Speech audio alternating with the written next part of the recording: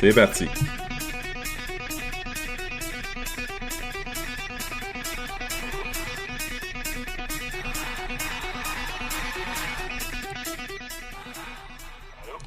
Alors, on va rejoindre notre ami Alexis Hort, qu'on surnomme Firestorm.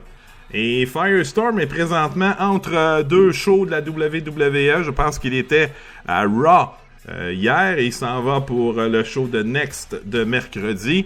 Alexis, comment ça va? Oui, j'entends. Ça va bien, Alexis? Ça va bien, puis vous, Gilbert? Ça va très bien, merci. Alexis, laisse-moi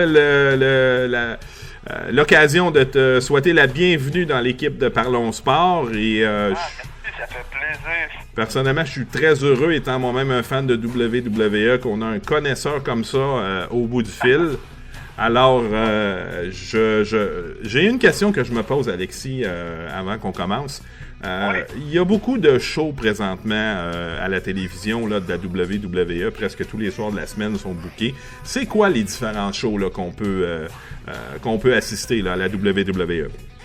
Dans le fond, c'est simple. Il y a 4 shows, dont il y en a 5. Dans le fond, 4 pour les superstars normales, le roster principal qu'on surnomme. Et il y a le 5e qu'on surnomme le NXT, qui est le club école de la WWE, qui était avant passé, qui était le Florida Championship Wrestling, qui est maintenant devenu NXT bien sûr, qui est, comment dire, malade. Okay. C'est pas comparable, c'est plus les mêmes lutteurs, dans le fond c'est une nouvelle game, si on veut. Il n'y a pas un lutteur québécois qui est dans la NXT? Il y en a deux même, un qui vient de Marieville, qui s'appelle Kevin Owens, et surtout un, se nomme l'ancien champion de la NXT qui est Sami Zayn. Mais Kevin Owens est devenu le nouveau champion de la NXT, lui qui vient de Marieville. Ah, donc sa carrière promet. Oui, on le surnomme presque le prochain Mick Foley, mais en meilleur. Oh, ça c'est toute une comparaison. Ouais. Alexis, au show de Raw hier, j'ai eu sur Internet un petit bout et je pense qu'il s'est passé un petit quelque chose là avec Triple H.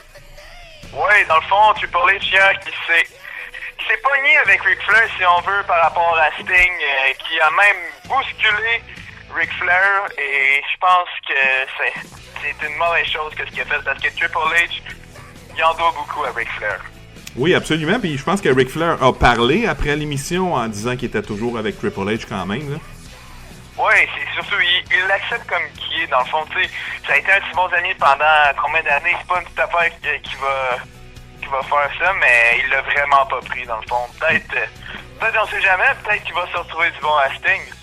Écoute, là, c'est un monde comme Disney. Oui, puis Flair et Sting se sont assez régulièrement battus dans WCW, là. Oui. Alors, je pense que Flair a toutes les raisons du monde de dire à Triple H de faire attention à Sting. Oui, parce que, disons, Ric Flair, il sait comment qui est Sting. Selon toi, est-ce que... parce que là, on va voir ça à Fastlane, là, Sting qui va affronter Triple H. Pas affronter, mais ils vont se confronter l'un l'autre là, à Fastlane. Oui, dans le fond, ils vont se parler, dans le fond. C'est peut-être une signature de contrat. On ne sait pas. Il n'y a pas vraiment de confirmation, si on veut. On sait juste que Sting va être présent à Fastlane ce dimanche et ça promet être tout un show. Et selon toi, est-ce qu'on pourrait voir Sting Triple H à WrestleMania 31? À 31, les chances sont presque à 90%.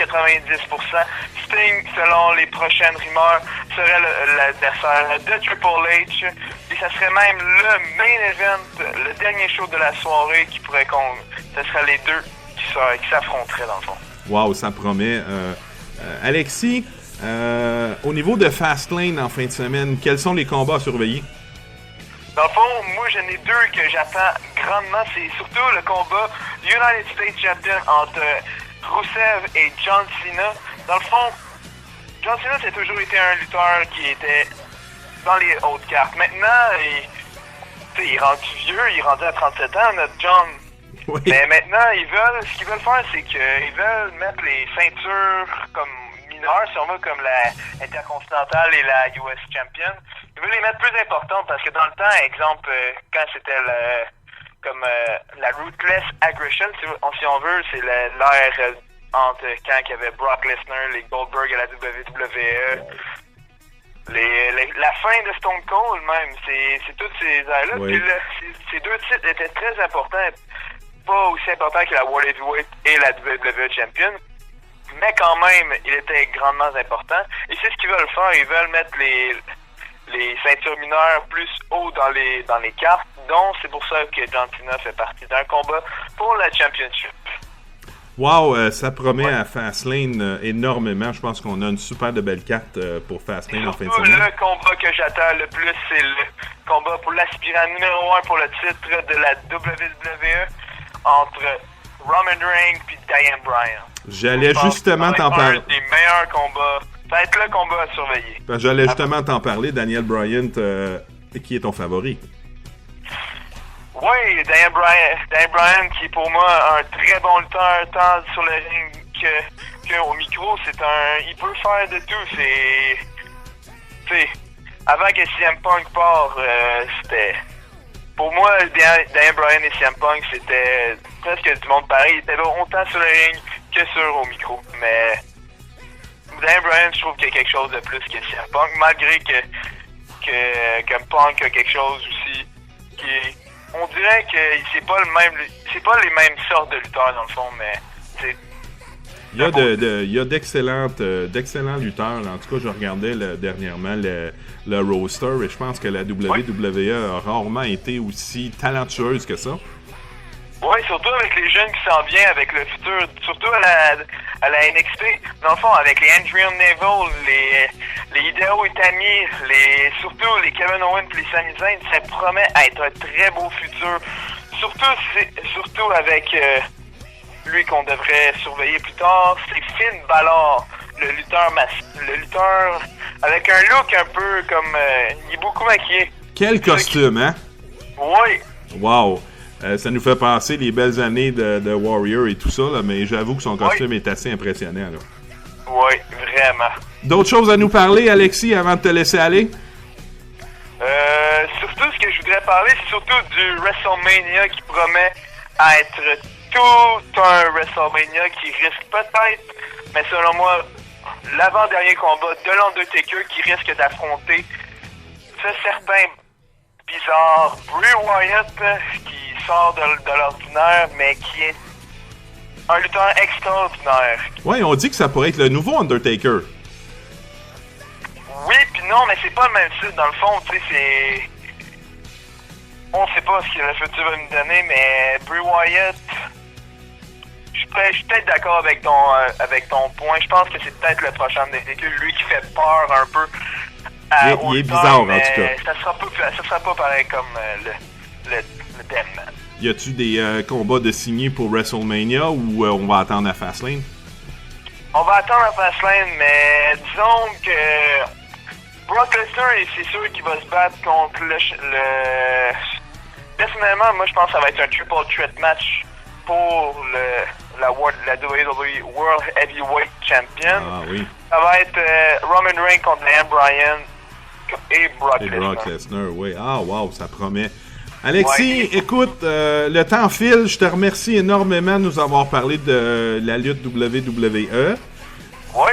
Et je te laisse aller là pour ton show de NXT demain. C'est excellent demain. Excellent. Et puis, ben écoute, t'es la bienvenue dès la semaine prochaine. On va parler de Fastlane la semaine prochaine. Ça me fait plaisir, Gilbert. Moi, ça me fait plaisir de donner ce que j'ai à donner pour la lutte. C'est ma vie. Ah, c'était vraiment très bon. Merci beaucoup. Les auditeurs te remercient, je suis sûr. Puis, écoute, on se reparle la semaine prochaine, Alexis. La semaine prochaine, parlons sport. Merci beaucoup, Alexis. À la prochaine. OK, bye. Alors, c'était Alexis Hort en direct de Orlando qui s'en va au prochain show de WWE, la NXT. Très intéressant comme commentaire de Alexis. On va suivre ça de près. Plusieurs choses qui s'en viennent au niveau de la WWE, dont mon favori, le Sting, là, qui va commencer à faire parler de lui dans la WWE. Alors, encore une fois, merci Alexis et très heureux de t'avoir sur l'équipe de Parlons Sport.